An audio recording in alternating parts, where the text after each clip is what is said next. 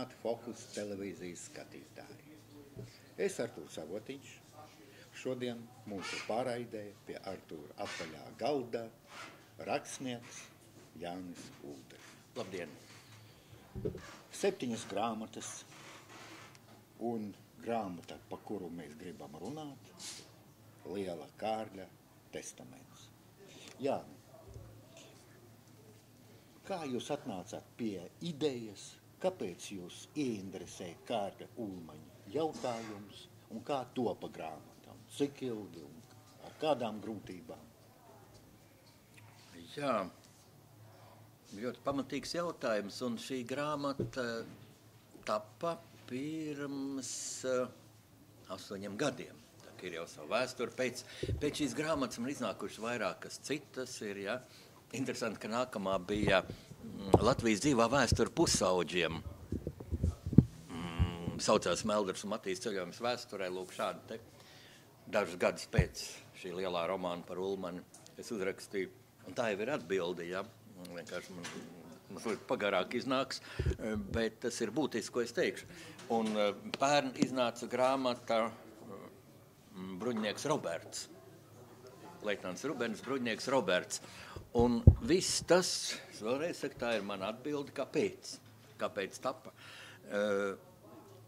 Es kaut kā pēc savas lielās žurnālistu pieredzes, es ilgus gadus strādāju Latvijas oficiālajā laikrakstā, Latvijas vēstnesis, es biju ārpolitikas nozares virsredaktors, es intervēju prezidentus, un uzkrājies milzīga pieredze, arī dzīves pieredze, un tad tā summējās ar bērnības atmiņām. Es esmu dzimis tūdaļ pēc Otrā pasaules kara, un man vecāki dīvainā kārtā nebaidījās, kaut tas bija Staļina laiks vēl, stāstīt, ka bija neatkarīga valsts Latvija, un ka tā, viņi nelietoja vārdu okupācija, viņi teica, ienāca Krievi, un, protams, nobrīdināja, lai es nestāstu to nevienam, ko viņi man stāsta. Un es kopš bērnības jau jūtu, ka ir tādas lietas, par ko nedrīkst runāt.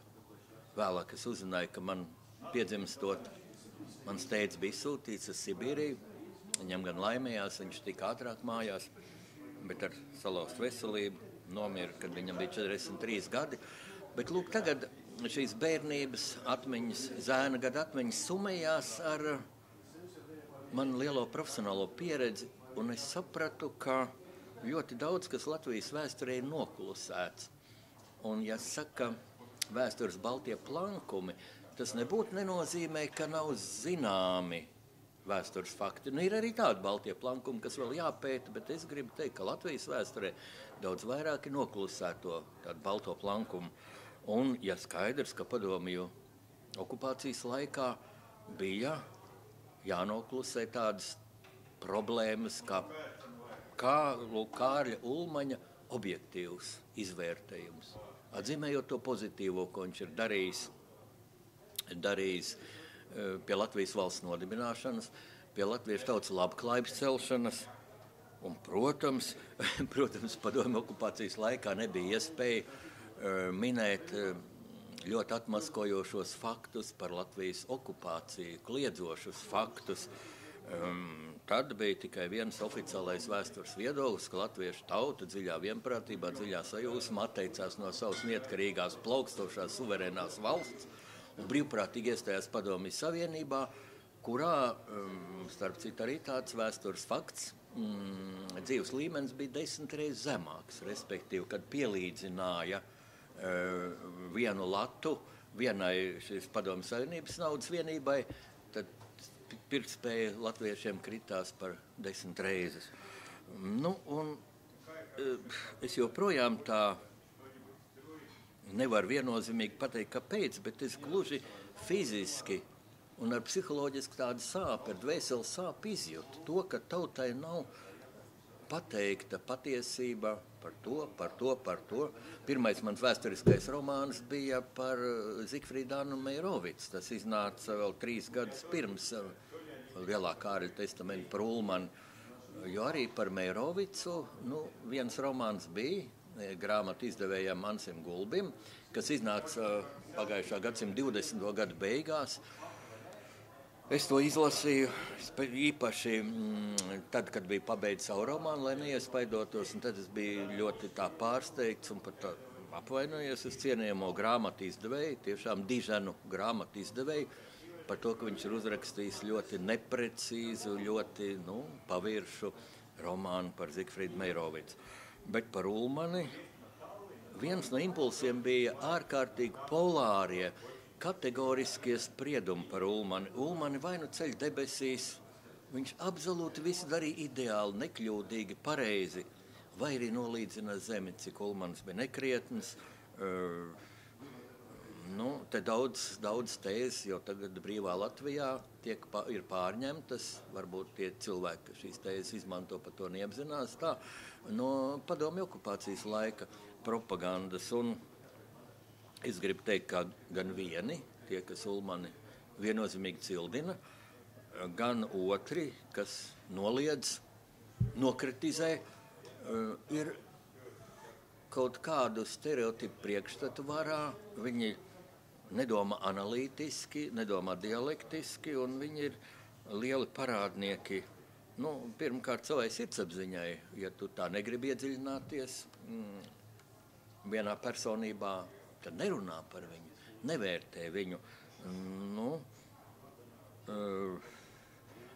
Ja tas ir publiskas personas vai, ja šie cilvēki pieder interpretējušai elitei, kas uzrunās sabiedrību, tā kā mēs ar Arturu tagad, pretendējot, tikt uzklausītiem, un viņi arī kaut kā iespaido sabiedrību vairāk vai mazāk, cik viņi veiksmīgi profesionāli. Te es gribu teikt, ka abi šie polārie spriedumi ir manā pārliecībā neprofesionāli, bezatbildīgi un nodara jaunumu sabiedrībai, jo Ulmanis, tik spilgta un tik pretrunīga personība, kā Kārlis Ulmanis, ir pelnījis vispusīgu, objektīvu, godīgu izvērtējumu. Un tad, ja jūs, Artur, man liekas, jūs prasījāt arī, kāds ir mans vērtējums. Mans nav viennozīmīgs. Jā, pagaidiet. Lūdzu. Jā. Šeit jūs pareizi pateicāt, ka sabiedrībā attiecība pret Ulmani ir polāra. Tas ir tāpats, kā attiecība par okupācijas jautājumu, par ekonomisko uzplaukumu jautājumu. Šeit viņš pilnīgi komplicēts. Priekš manīm Ulmans, tā kā es arī pēckaru gados piedzimu, mans tēvs bija Madlienā savhozs direktors, 38. viņš bija represēts, pēc tam rehabilitēts, un Madlienā viņš bija savhozs direktors. Un tā tēma, Latvijas tēma bija pilnīgi tabu ģimenē. Dziesmas, ko dziedāja Līgo, kur es pavadīju visu vasaru, un tur tā attieksme un tā informācija par 20, par 30 gadiem, par ekonomisko uzplaukumu, kurš bija. Un Ulmaņa tēls. Un padomju laikos Ulmans bija tā zvaigzne, kas vēl spīdēja latviešiem, tajās atmiņās. Atceraties to dziesmu. Pēc 50 gadiem tas nebūs nekas, bet ja es esmu letiņš, un tas ir kaut kas. Čikāgas piecīši, Jā, un tas kaut kas jāpierāda, un ko tagad mēs redzam.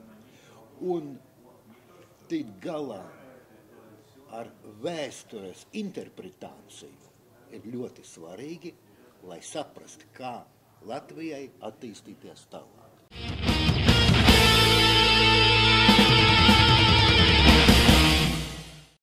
Tātad 18. 18. gads. Lūk. Februāra revolūcija. Krievijā.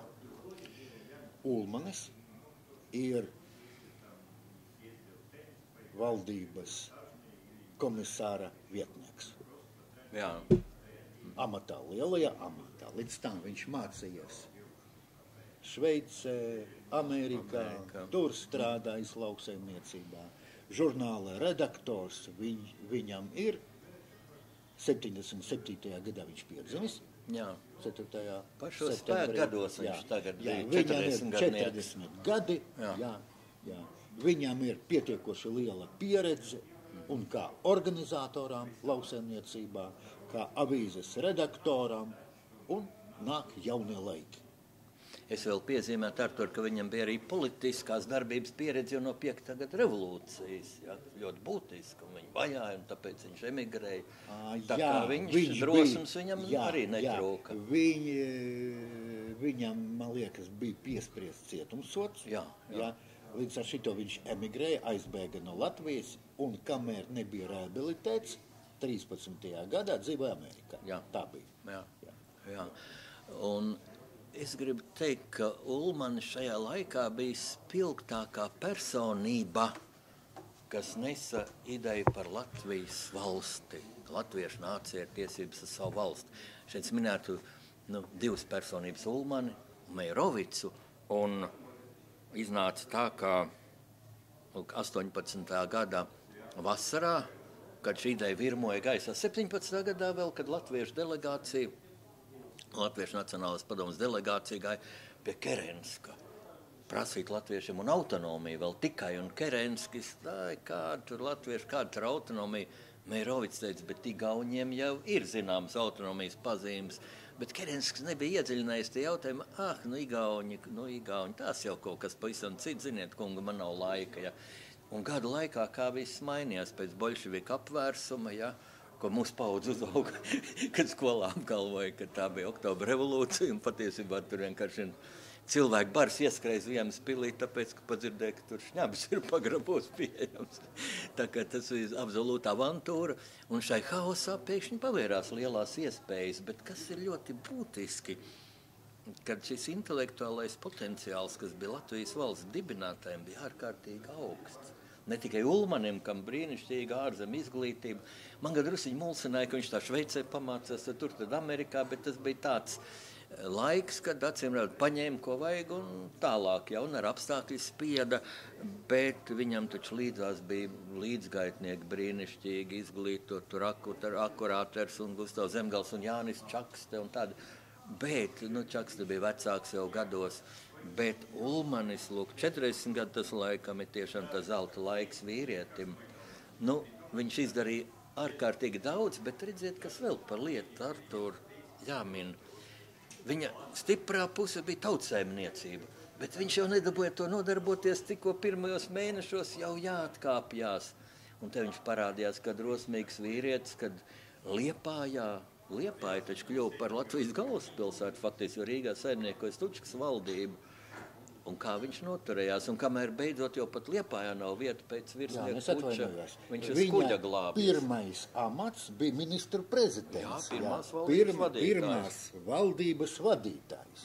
Līdz ar šito viņš ir tā galvenā figūra, praktiski, ar kuru startēja mūsu neatkarība, Pie tam tur nebija nekādas diskusijas īpaši. Visiem tā kā bija skaidrs, kad viņš ir tā spilgtākā personība pēc savas izglītības, pēc savas enerģijas. Nebija tā kā kāds laustos.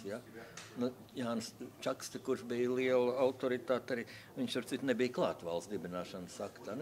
Es domāju, ka tīri praktiski netikta. Nav ko spekulēt. Iesim tālāk. Kārlis Ulmanis bija 4 reizes ministru prezidents dažādās valdībās. 5.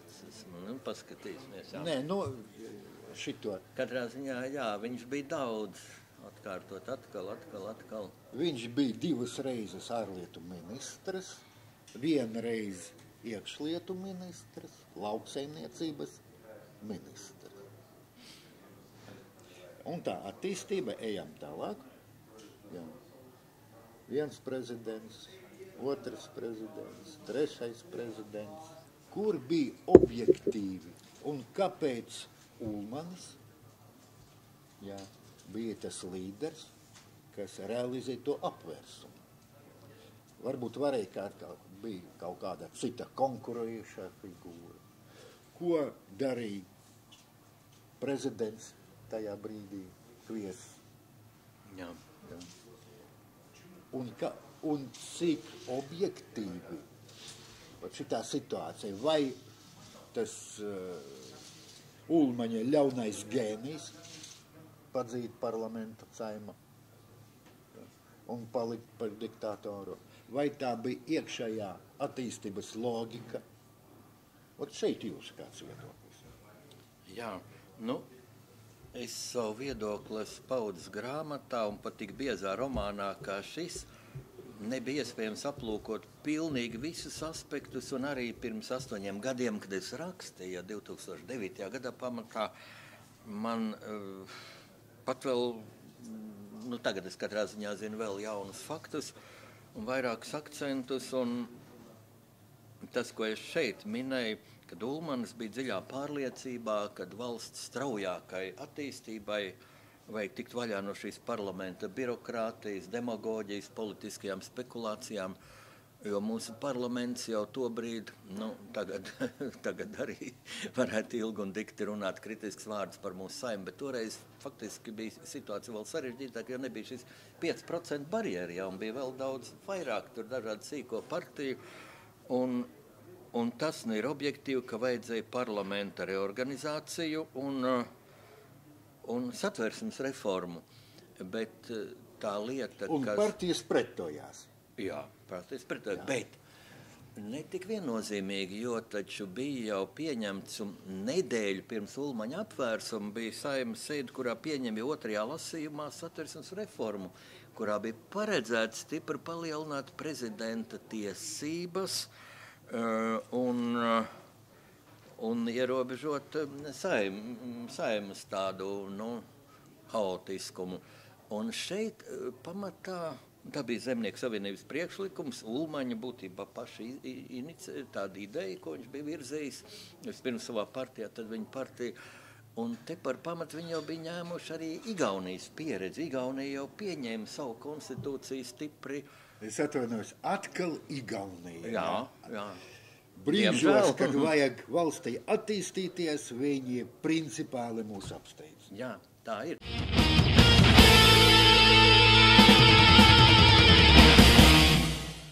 Jā, mēs atceramies Ulmaņa tēze, kurā skolā tu mācījies, dāvan grāmatas skolai. Bija tāda. Draudzīgais aicinājums. Jā. Es starp citu savus grāmatas visus atceroties, un draudzīgi aicināju uzdāvanai Teikas vidusskolai, kur es sāku mācīties. Jautājums. Uz apvērsumu sabiedrība praktiski nenorēģēja. Kāpēc? Jā. Ar visām partijām, deputātiem, Saimu. Jā, es pateikšu savu viedokli, bet es vēl gribu piemetināt, tomēr atceroties to, kad 2. lasījumā jau bija pieņemta šī satversmes reforma, ja?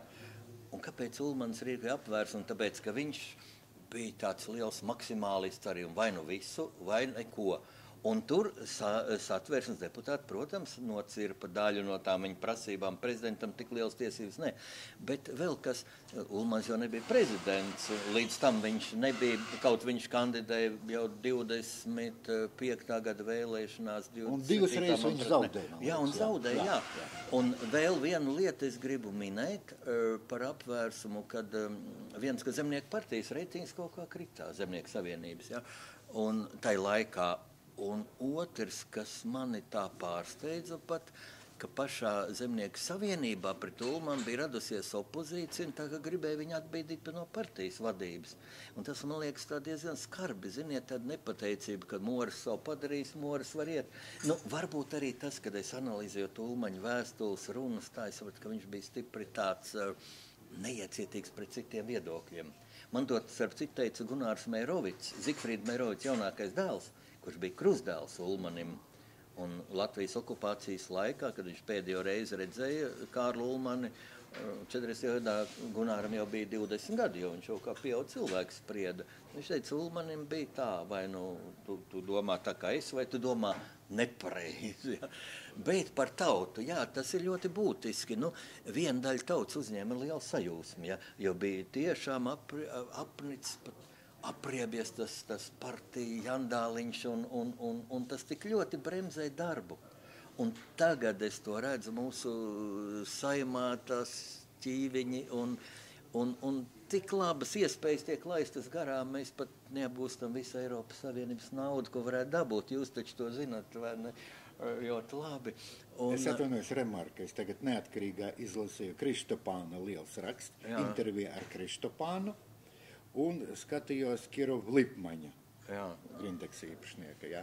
Un visi brīnās, kā varēja pa 20 gadiem salaist dēlī pilnīgi ekonomiku. Jā. Brīnās. Jā, brīnās viens, bet tur tie veiksmīgi, talantīgie, tie organizatori un politiķi.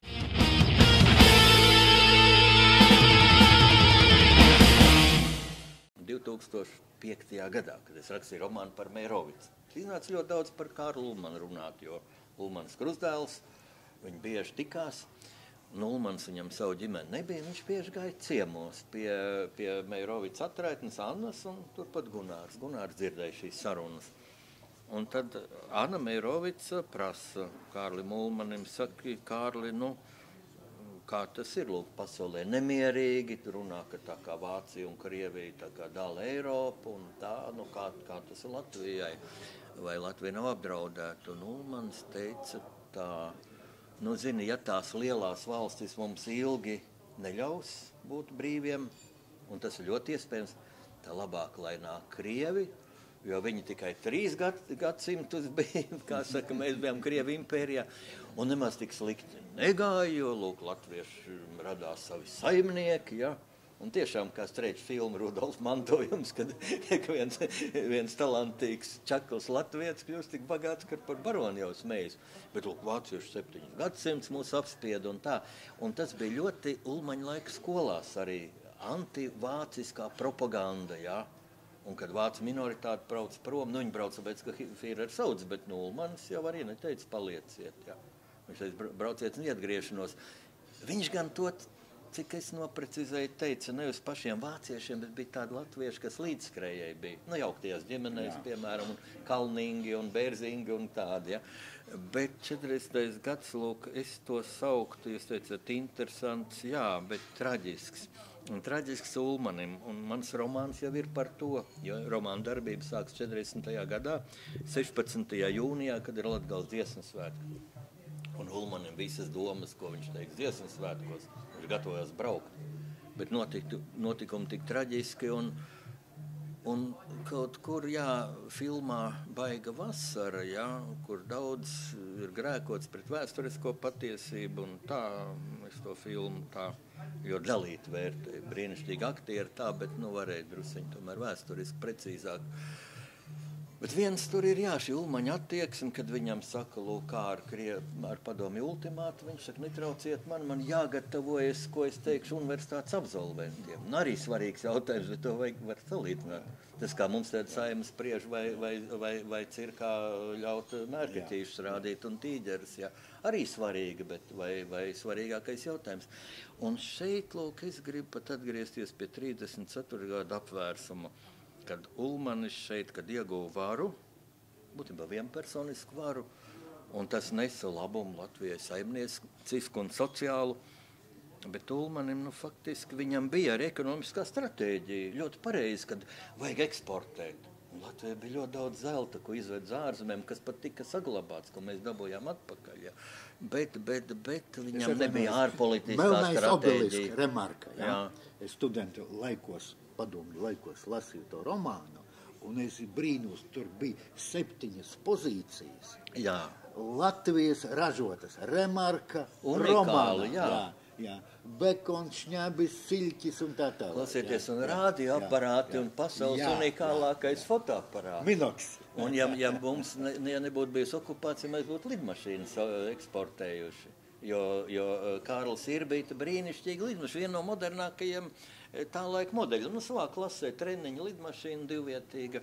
To es aprakstu šajā te grāmatā bērniem, lai bērni zinātu, tepat fotogrāfijas, tepat ir šī lidmašīna, tā ir dokumentālā fotogrāfija, fotomontāža. Mans mazdēliņš uz tās lidmašīnas spārna. Bet es teiktu, ka Ulmanim absolūti nebija starptautiskā, ārpolitiskā, strateģiskā domāšana. Pie tam viņš vairākas reizes bija arī ārlietu ministrs, ja, bet pēc Meirovica traģiskās nāves, ļoti agri, 38 gadu vecumā, kaut kāda mistērija tāpat ir. Nē, divi vārdi par Meirovicu. Nelaimes gadījums, jā, ar Meirovicu. Pastāstiet, cilvēki nezin, kā ir Meirovica. Ļoti labi, jā. Artur, ļoti labi, jo es esmu dzirdējis arī diezgan daudz, es teiktu, pat aplamības, ja. Īpaši tagad, februārī pagāja 130 gadu kopš Meirovica dzimšanas, un es daudzās vietās uzstājos Latvijas, bija Durbē, Tukumā un tā. Un iedomājieties, man pienāk vienā bibliotekā klāt viens jauns cilvēks un saka, vai tā ir taisnība, ka tā autoavārija patiesībā bija Ulmaņa sarīkots atentāts pret Meirovicu. Tad es paliku mēms, jā. Bet daudz ir tādās domās, ka tas bija Padomju Savienības atentāts pret Meirovicu un tā tālāk un tā tālāk. Es varu apgalvot, ka es ļoti rūpīgi izpētīju visus dokumentus, apstākļus uz vietas, es ar savu mašīnu biju aizbraucis tur, tas ir aiz Tukumu pārdesmit kilometrus uz šī Raudas ceļa. Ziniet, ar mūsu mašīnām nekas tāds nenotikt, jo mums ir platākas mašīnas, platākiem riteņiem, mums ir drošības jostas un praktiski pat kā nav kabrioletu, ja. Ja kāds tā grib padižoties, tad viņš vasarā brauc kabrioletu un slēgts. Bet Ulmanis brauc, tajā laikā bija daudz. Jā, atvainojiet, Meirovics. Lai gan Ulmans arī tādu brauca. Bija vaļēja mašīna, un šai mašīnai bija tā, ja lietas līst pārvalk pāri jumtu, un tas jumts balstīts uz tādiem sprešļiem, kas bija no bambusa. Un tas ir no pirmavota no Gunāra Meirovica. Gunāriņam tad bija 5 gadi, bet kas ir interesanti, viņam kā puikam, viņam ļoti interesē mašīnas. Un tikko laiks arī pēc tēva nāves viņi dzīvoja tajā mājā, kur tādā ārlietu ministri, un turpat arī dzīvoja Ulmanis un Ulmaņa kabinets bija. Un Ulmanis bieži redz pa logu, ka Meirovics pie šoferiem. Un lien zem mašīnas, šoferi rāda puikam visu, un to Ulmanis tūlīt sauca iekšā un norāja. Saka, tavs tēvs bija ārlietu ministrs, jau vajag tēva pēdās iet. Bet viņš tos avārijas apstākļus ļoti labi zināja, un arī vēlāk jau pusaudzis būdams, taču prasīja savai māsai, brāļiem, kas bija vecāki, ja, mammai prasīja. Tā kā tas ir autentiski, jo kas notika? Mašīna brauc no kalna lejā, un Meirovics sauc lēnāk šoferu brauciet, jo tas nebija viņa šoferis. Viņam bija šoferis Koreckis ārlietu ministrijā, kurš bija ļoti pieredzējis. Ļoti labs psiholoģiskais kontakts. Es savā romānā tēloju, kā arī pat tā kā Meirovics parunā pa dzīvi ar Korecki, un tā, un viņš kā šoferis, bet kā godprātīgs cilvēks ar pasaku. Bet tajā dienā viņš brauc ar savas sievas, Kristīnas Bahmanes firmas šoferi. Un viņiem es arī tā restaurējot notikumu sapratu, un fotografiju šī šoferi restaurējot, viņam primitīvu tāda neiecietīga cilvēka seja. Un es tā sapratu, ka viņam tā attieksme arī pret Meirovicu, ko tu man te saki lēnāk, tu man neesi priekšnieks. Tava sieva ir mana saimniece, apmēram tā, ja. Un viņš arī acīm redzot, šoferis būdams bija redzējis, un tur šoferu vidū parunājis, kad pusgadu tikai pirms tam Meirovics bija, kā saka, out, ja. Viņa valdība krita, viņam vien brīdi nekā nebija, saimnes deputāts. Un tad Kristīna Bahmana viņu uzaicināja par ģenerālu direktoru savā firmā. Un tas tad šoferis tā, tā psiholoģija. Tā kā tīra apstākļu sakritība, lauku ceļš, ne jau mašīnām domāts, bet dzirdziņiem tajā laikā. Un tur bija uzbērts svaiga grants. Mašīnai viena pusi iegrima tai granti, jo vienkārši uzber un viss, ja pēc tam zirgiem tur piebrauks, ja, un lietas noblīvēs. Un mašīna iegrima un apgāzās. Būtībā jau apstājusies mašīna apgāžas riņķī. Un Meirovics uzkliedz, leciet viss ārā. Un viss izlec, un pat šofers, Meirovics pirmā sieva bija mašīnā, jo viņš brauca pie sievas un bērniem. Viņam bija labi, pēc šķiršanās viņam bija labas attiecības ar Annu un ar bērniem. Un mašīna 4 bērni, 3 Meirovics bērni un vēl tur vietējais puisēns. Viņi bija nākuši 5 kilometrus pa lauku ceļu pretī sagaidīt papu, Meirovics, lai var pavizināties. Jo toreiz, mašīnas, cik bija Latvijā, milzīgs notikums pavizināties, ja, bērniem. Un kas notika? Visi izlec ārā, izņemot Meirovicu, jo viņš tur klēpīja savu puisīti, ja. Mašīna, tas vesels bars cilvēku, mašīna pilna, ja, Meirovics savu puisīti mīl, paņem, un ka mašīna sāk gāsties, viņš paņem un tur, cik tik var.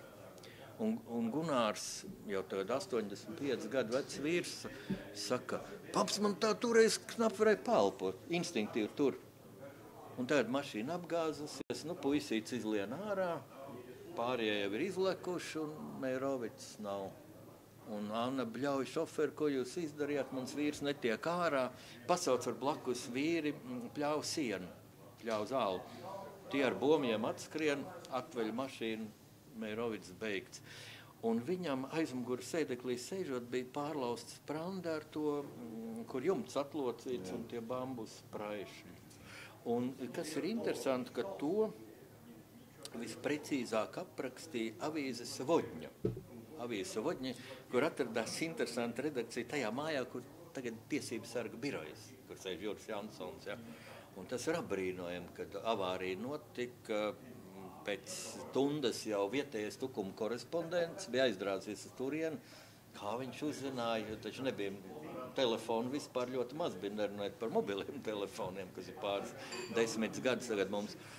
Bet jau vēl pēc stundas jau avīze Savodņa reportieris ar mašīnu brauca uz avārijas vietu, un viņi satikās Jūrmalā pie Asariem. Jo Meirovics līķi ar to pašu mašīnu ved uz Rīgu. Vietējais ārsts bija apskaties, beigts. Anna uzstāja, jāved uz Rīgu pie labiem ārstiem. Un ar to pašu mašīnu ved. Un tad tam šoferim Kalniņam bija uznākusi tāda depresijas lēkme Jūrmalā, ka viņš vairs nespēja pabraukt un nostājas ceļu malā. Un Savodņa šoferis brauc pretī, un tad Savodņa šoferis pat vēl to jānoprecizē, bet man pat apsēdās pie stūras un brauc, jo tas šoferis bija pilnīgā prostrācijā.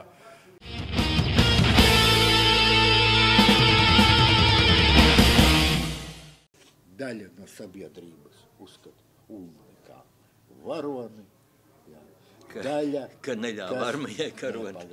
Kas veicināja to okupāciju. Sadarbojās ar kolaboracionistu, ar okupēto valsti. Un jūsu grāmatā tā logika, to, pa ko mēs runājam, pieņemt lēmumu, Igauniem viena situācija, mums otra situācija. Karot ar Krieviju, uzvarēt Krieviju, pēc tam karot ar Vāciju, uzvarēt Vāciju. Un viņa vārdi un viņa idejas, kā upuri no kara, būtu milzīgi priekš Latvijas. Jā, tas ir jautājums, kuru aplūko, diemžēl, arī mūsu vēsturnieki un tieši vēsturnieki, ne visi, bet daudz, ļoti virspusēji no militārā viedokļa. Protams, nav runa, kad Latvija varētu uzvarēt Padomju Savienību un protams, kad viņi tika okupēta. Un Vācija. Bet ziniet, ko es tūda... Bet pēc tam ar Vāciju vajadzētu karot tāpat. Tas jau līdz tam būtu jānodzīvo. Pagaidiet. Mēs pa logiku karot ar Krieviju, pieņemt lēmumu karu, aizstāvēt Latviju, pēc tam vajadzēs aizstāvēt no Vācijas. Vajadzētu. Tur, kā saka, bija jāatrisina aktuālā situācija 39. 40. gadā. Un, ziniet, ir pagājuši 8 gadi, kopš es uzrakstīju savu romānu, un es nebiju gaidījis, ka tik liels gļēvums mūsu sabiedrībā būs, kad es biju pat inicējis vairākas diskusijas, vai 40. gadā vajadzēja karot. Un vairākums ir, protams, nē, un nevarēja tanki, lidmašīnas un tā tālāk. Apsteidzot drusciņu notikums, teikšu, man ļoti liels gandarījums bija dzirdēt, kā mūsu tagadējais bruņoto spēku komandieris, Leonīds Kalniņš, ģenerālis, pateica ļoti precīzi, tieši tos vārdus, ko es teiktu, ja mēs būtu karojuši, Nav runa par to, vai uzvarējuši vai zaudējuši. Protams, zaudējuši, ja? Ātrāk vai vēlāk, tā ir cita lieta, bet mēs šodien būtu savādāki. Un tad mēs neklanīt nebūtu, pirmkārt jau no diplomātijas viedokļa ļoti iespējams, ka pēc otrā pasaules kara Latvija būtu neatkarīga valsts. Starp citu, ja visas 3 Baltijas valsts būtu karējuši, visas 4 Somi karoja, mēs 3 nē. Padevāmies, nekāda koordinācija, nekas no tā, kas bija Meirovics ideāls, šī kopīgā drošības sistēma. Ja? Ja šīs 4 valstis karotu, tad jau būtu pār pa 10 miljoniem šis cilvēku potenciāls. Droši vien arī Padomju Savienība panākt savu, bet tad jau upuri būtu milzīgi.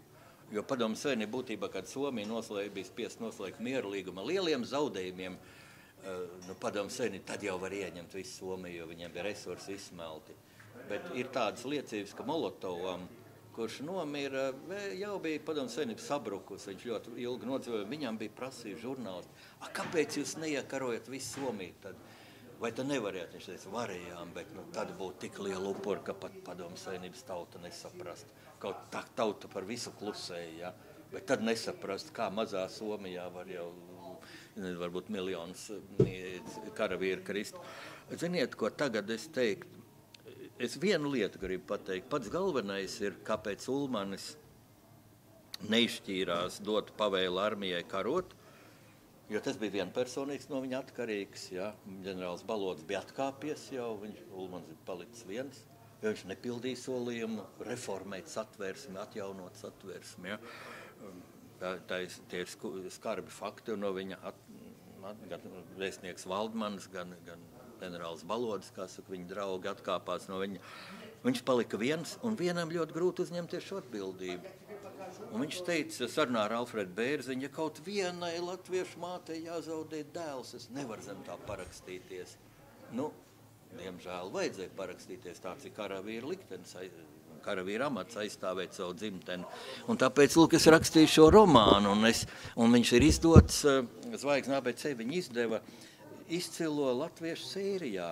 Un vienkārši leitnantiņš, bet es viņu uzskatu par tikpat izcilu latvietu kā Meirovics, kā Ulmanis, jo viņš lūk 2 okupācijas armijas sadursmē 44. gadā centās atjaunot Latvijas armiju.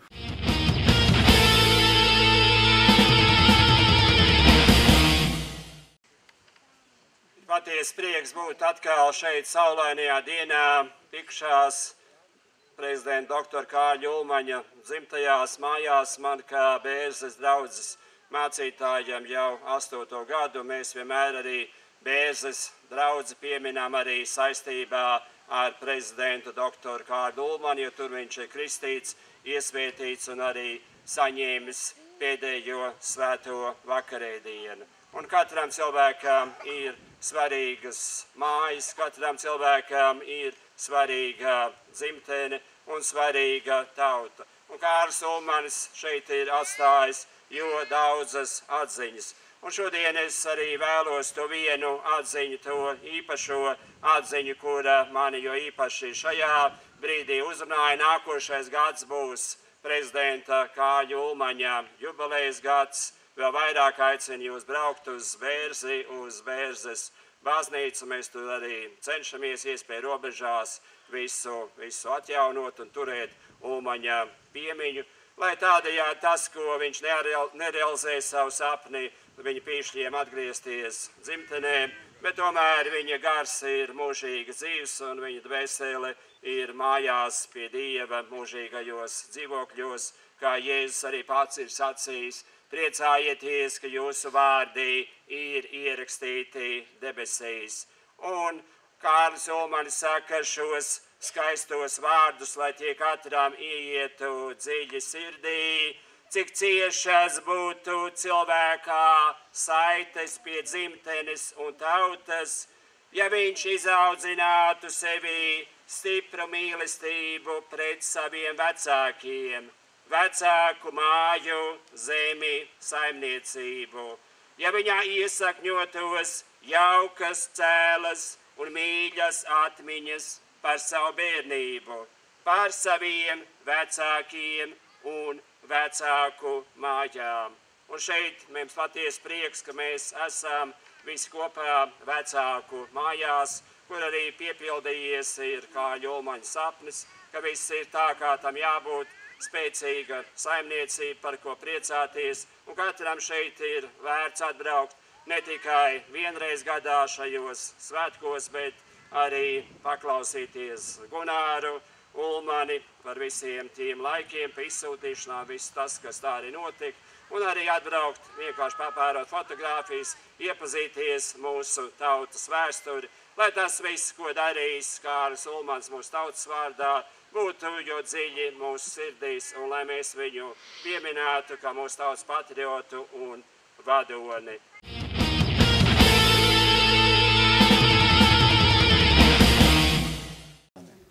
Pēdējais jautājums, kas interesē. Kāpēc nav zināms, kur apglabāts Ulmanis? Un kā viņš aizgāja uz citu pasauli? Kāpēc? Un kā viņš aizgāja uz citu pasauli? Ir tāds NKVD Krasnodarskas cietuma ārsta un cietuma priekšnieka palīga parakstīts akts, ka viņš ir nomiris no 3 slimībām 42. gada 20. septembrī. Mani, kā latvieti, kā cilvēku, faktiski man kaitina, nav saprotams, pat riebjās tas, ka mūsu vēsturnieki šo čekas dokumentu izmanto, nedodot atsauksmi. Dokuments ir dokuments, mēs viņu varam ticēt, neticēt, ja? Bet čeka, taču mēs zinām, ka ļoti daudz dokumentus viltoja. Bija 1000 spriedumu, notiesāts uz 10 gadiem tiesībām sarakstīties. Visi tie bija nošauti. Un kaut kur bija dokumenti, mieris no sirds nepietiekamības, tuberkulos tā tālāk. Jā, man tas bija morāli nepieņemami. Jā. Es neizslēdzu, ka viņš nomira, ja?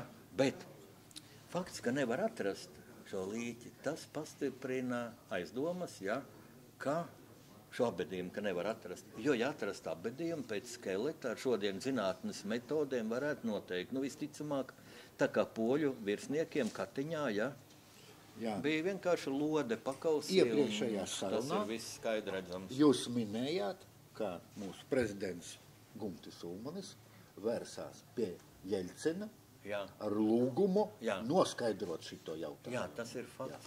Un tas bija ļoti vēsturiskā dienā, kad Kremlī tika parakstīts līgums par Krievijas armijas izvešanu. Kurā gadā tas bija? Tas bija 94. gada aprīlī.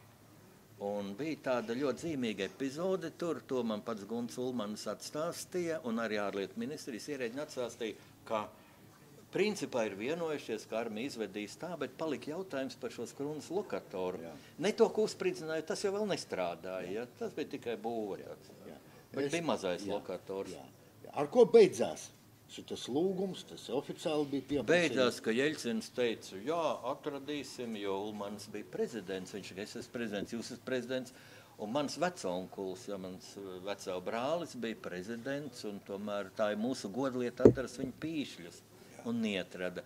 Un tāpēc es savā romānā, tā ir rakstnieka iztēle, es rakstu, ka tur tie čekisti kaut noglabā šo līķi un saka, vek, budut izkaķņinaidu, 100 gadus meklēs, neatradīs. Tā ir mana versija. Es neizslēdzu iespēju, ka viņš tiešām nomira cietuma slimnīcā. Arī no tāda viedokļa viņš ir padomu režīmu upuris, jo viņš bija necilvēcīgos apstākļos. Tur nebija jauneklis, 65 gadi viņam bija, bet un tad šī cietuma mirušos glabāja vietējā kapsētā. Tagad to pilsētas Turkmenbašī un prezidents Bērziņš, kad bija vizītē Turkestānā, viņš tur pagodināja to kapsētu. Un Zīgerists, ja vēl kāds atcerās, bija tāds dīvainas politikā, kas arī parādīja, cik ļoti var uz īsu laiku apmuļķot cilvēku, kur viņš tagad nezina. Viņš pat bija aizbraucis uz turienu un pagrābis vai kapsētā zemi un tad dalīja kā suvenīru zemi no Ulmaņa kapa. Ļoti iespējams, ka Ulmans ir apglabāts, bet dokumentācija kārš taču bija. Un pie tam Ulmans šis 42. gada 20. septembris bija drausmīgi bīstams, grūts laiks Padomu Savienībā, jo Hitlers savu lielo atkal ļoti sākumā veiksmīgu ofensīvu virzīja uz Staļingradu. Ja? Tāpēc arī Ulmani, kurš bija līdz tam bija sākumā trimdā, pēc tam apcietinājumā Vorošilovskā. Ja? Un tur nāk vācieši virsū un ieņem šo Vorošilovsku. Un viņu veda sākumā uz Baku, un tā no Baku ar kuģi pāri uz Krasnovodsku, uz Turkestānu. Un vispār gala mērķis bija Krasnojarska, bet viņam ceļā palika slikti, ja, ar sirdu, un viņi ielika tajā Krasnovodskas cietumā, neved tālāk. Nu, Raidījums iet, diemžēl, uz beigām. Vēl viena minūte, vēl dažas frāzes, kas priekš jums Ulmaņa figūra, kā priekš latvieši. Ulmanis ir kods, lai mēs iztaisnotu muguru un droši iet uz tādu nākotni, kā Latvija ir pelnījusi, plaukstošu, veiksmīgu, atkal, lai spīdētas ar Eiropas valstīm, tad mums ir jātiek galā ar šo Ulmaņa mīklu un jāpaņem tas, ko Ulmanis pelnīs, lai paņemtu patriotisms, Latvijas mīlestība. Mans romāns saucas tātad Lielā Kārļa testaments, nu ko viņš varēja atstāt, ja cietumā viņam bija zobu birstīti pēdējais. Viņš atstāja uzrakstu sienas, mīliet Latviju. Es domāju ar šitiem ļoti labiem vārdiem par to uzplaukumu, par tautas pašapziņu, par attīstību, par nacionālo ideju. Mēs beigsim šodien. Nu un vēl piebilstot, kad jāizstāv Latvija, jebkuros apstākļos, jo mēs tagad zinām to, ko Ulmanis nezināja, ka represijas, ja tu padodies bez cīņas, ir vēl briesmīgākas. Un tagad diskutēt, vai vajadzēja Latviju aizstāvēt, un tas tāpat kā tagad mēs sāksim diskutēt, tas ir amorāli. Tā ir mana pozīcija, mana pārliecība. Paldies, gribu pateikt, izcilam rakstniekam, izcili interesanti ar jums runāt par Latvijas pagātni, par šodienu, par nākotni. Pie mums ciemos Jānis Ūdeks, 7 romānu autors. Šodien tēma bija Kārlis Ulmanis. Paldies par skatīšanos, klausīšanos, visu labu!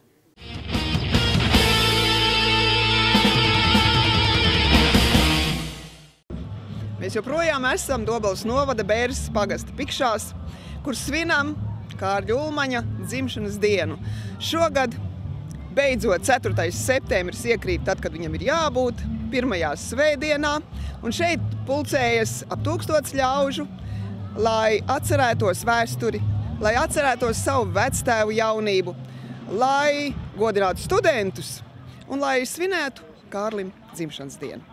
Bija svinīgais pasākums pie pieminekļa, un tagad, kā jau dzimšanas dienā, skan mūzika, viens otrs uzgriež valceri, mēs ēdam garšīgu putru un priecājamies par to, ka ir beidzot saulains laiks, kad mēs varam šodien svinēt. Kāpēc mēs ēdam putru? Tas ir savs stāsts. Tas ir tāpēc, kad atmodas laikā bija dzīva kundzīte, kas vārīja ēst Kārlim Ulmanim kā valsts prezidentam, un vakara ziņas, kā jau dzeltenā prese viņu sameklēja un vaicāja, ko viņš ēda, ko vilka mugurā, kāds tad bija, kā uzvedās. Un viņi stāstīja to pašu, ko visi tās vecās paaudzes cilvēki ir stāstījuši, ka viņš bija ļoti vienkāršs, ka viņām garšoja zemnieku zupas, ka mīļākais ēdiens bija putrājuma biezputra ar kartupeļu gabaliņiem un speķi, kā kurzemnieki sauc bukstiņu putra. Viens kārums bija Kārlim īpašais, un tas bija Pikšās ceptais rupmaizes kukuls.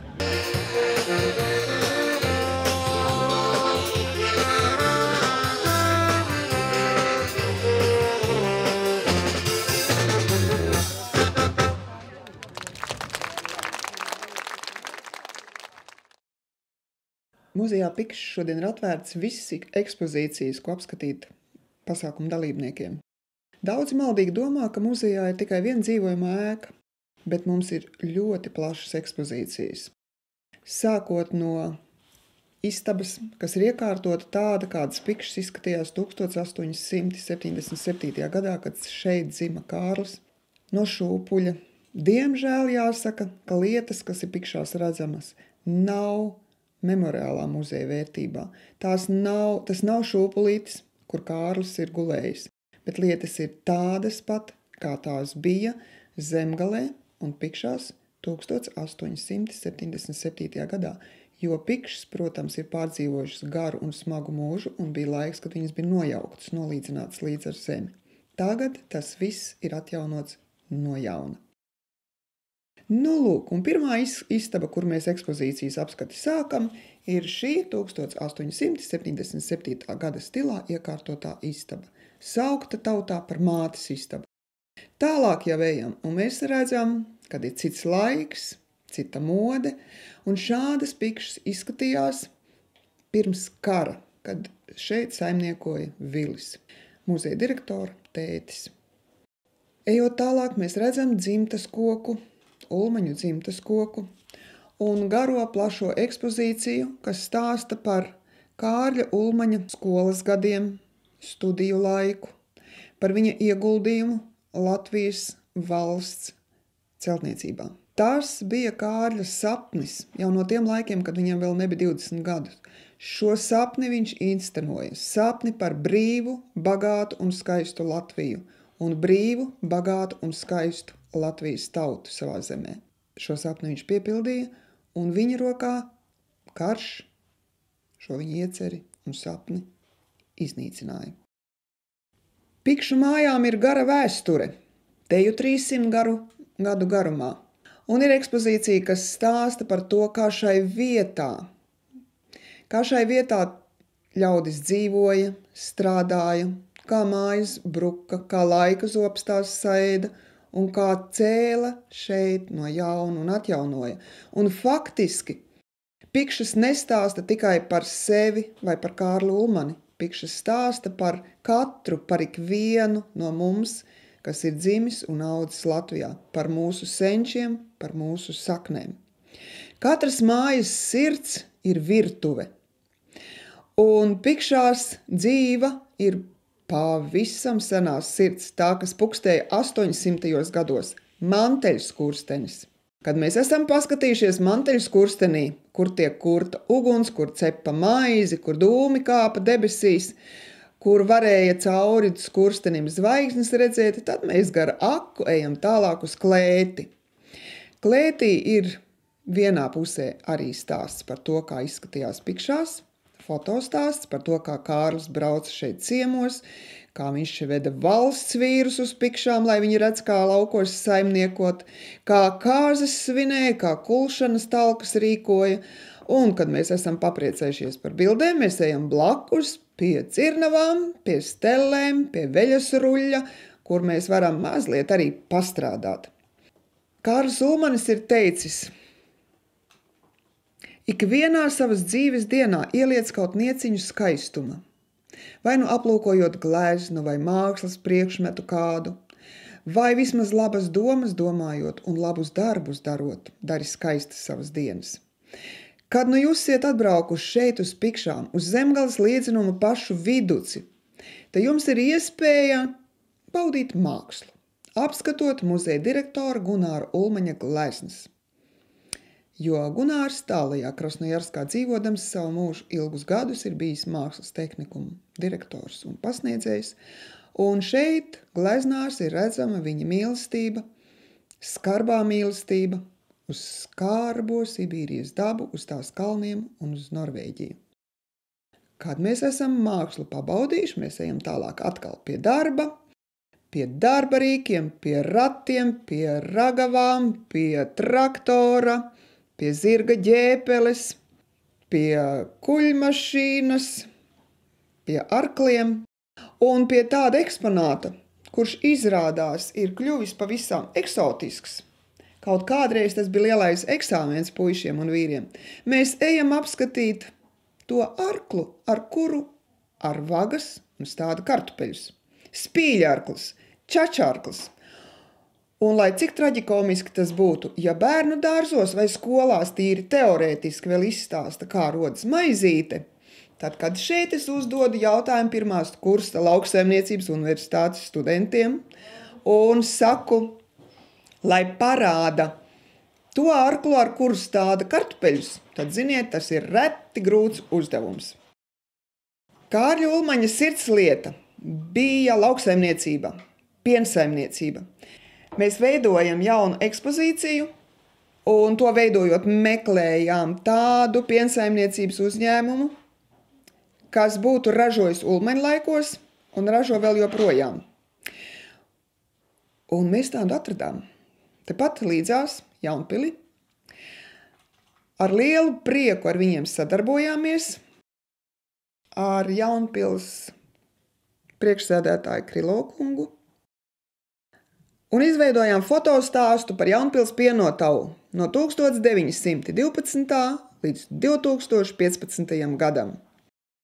Meklējām no Jaunpils muzeja, paldies viņiem par sadarbību, vecās fotogrāfijas, no privātajām albumiem, un tā ir izveidojies stāsts par Jaunpils pienotavu, kura nes Ulmaņa idejas un realizē tās darbā.